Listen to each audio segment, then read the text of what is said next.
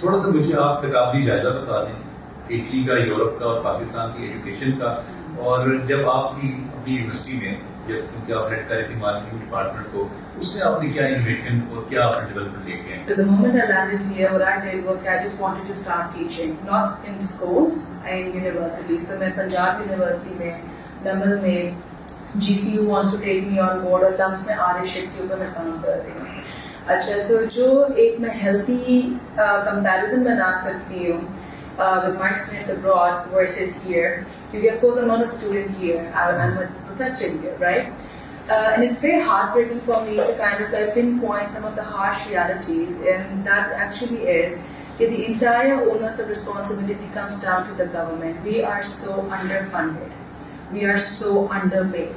Okay, sometimes, if I'm being honest, I have to put extra money out of my pocket just to basically get the petrol that I'm actually, the amount of money I'm spending on petrol, because coming from my home all the way to Punjab University or Namal, I'm talking about 35 kilometers every day, just one way, right?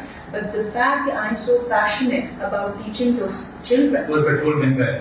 Petrol, and unfortunately, ma'am Sarah ko ye bataya ki I cannot say that being a professor is my bread and butter, because I'm underfunded. University is underfunded, so are the teachers. The teachers yahan par aate hain, they want to contribute. Sabse pehle humse the biggest pet peeve I have, कि मैंने अपने interview, please stop asking people who are coming from abroad आप वापस क्यों आए हैं, हम आ गए हैं, let us contribute. So that just shows. آپ Facebook پہ ویڈیو لگا کے بنا دیں جو آپ سے پوچھے. biggest pet peeve, if we are here, let us contribute.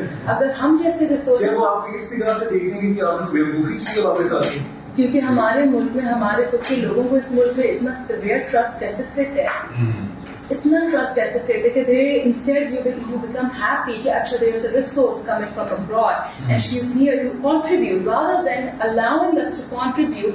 You put us in a spot where you're not paying us, where whatever innovative ideas we have, just میں نے بورڈ کو ایک آئیڈیا پروپوز کیا. I advocate that education has to, like every educationalist or every policy maker, that education is something that should not cater to one niche. It should be accessible for all. جو میں اپنا experience, and I don't want to take much of the time of other panelists, already say what really impressed me. I actually went to Italy during the time of COVID.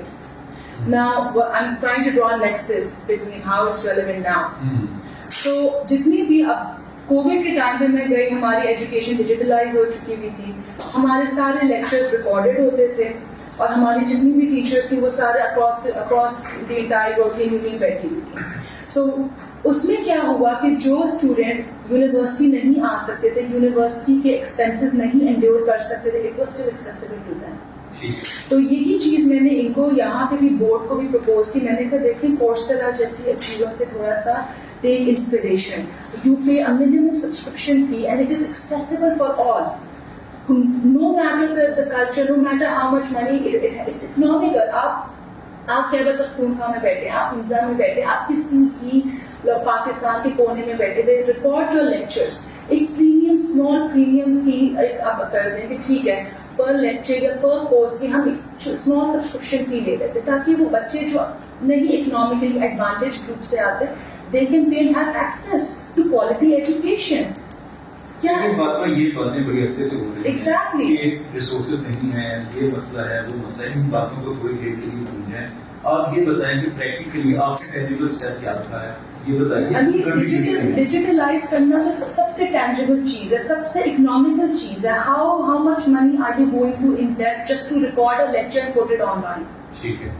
It is the most accessible and economical step which we can take, but again, like Ma'am Sarah said, resistance, because everybody wants to make money. دیکھیے resistance بھی ہوگی اور آپ کے پاس جو vested interest کے جو لوگ ہیں وہ بھی آپ کے سامنے کھڑے ہو جائیں گے. ساری باتیں اپنی جگہ موجود ہیں، لیکن کرنٹ سرکمسٹانسز میں رہتے ہوئے کچھ نہ کچھ اچیو کرنا، انوویشن اور کریٹیوٹی کے ساتھ کوئی پروڈکٹیوٹی کرنا، یہ ہے سب کام. اب اس پہ آپ نے سوچنا ہے کہ یہ ہم کیسے کر سکتے ہیں. نہیں، ایکچولی گڈ تھنگ یہ ہے کہ میرے پاس ایجوکیشن کے دو ابھی میں ان کے نام نہیں بات کر سکتی. So I am actually working very closely with 2 departments in government sector.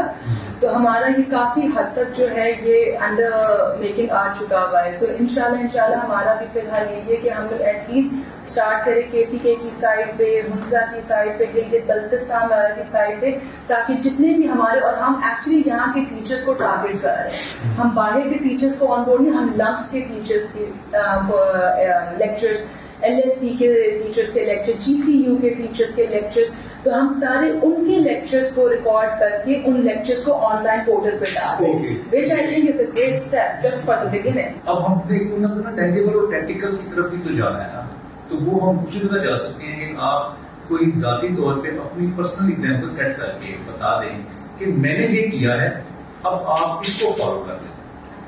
میرے تو یہ جو ہے وہ ہمارے پینل میں کچھ لیکچررس ہیں انکلوڈنگ مائی سیلف, کہ ہم اپنے بھی لیکچرس کو ریکارڈ کر کے اب ان کا ایک پراپر وہ بنا رہے ہیں, what you call it, like a folder.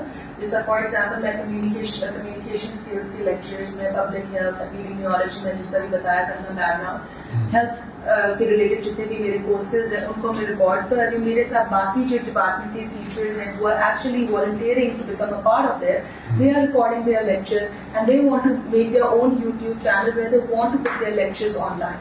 Okay. So we're actually under, so I think we're doing a good, of course it's going to be slow one way or another, individual level peh we are trying to contribute. اچھا فاطمہ, کبھی بھی مسئلہ نہیں ہوتا سلو کا, 1000 Exactly. 100%. اگر آپ نے اسٹیپ لے لیا ہے اور جو اسٹیپ رائٹ ڈائریکشن میں ہے تو آپ ڈائریکشن میں چلتی جائیں, ایک ٹائم آئے گا کہ آپ منزل پہ پہنچ جائیں گے. انشاءاللہ.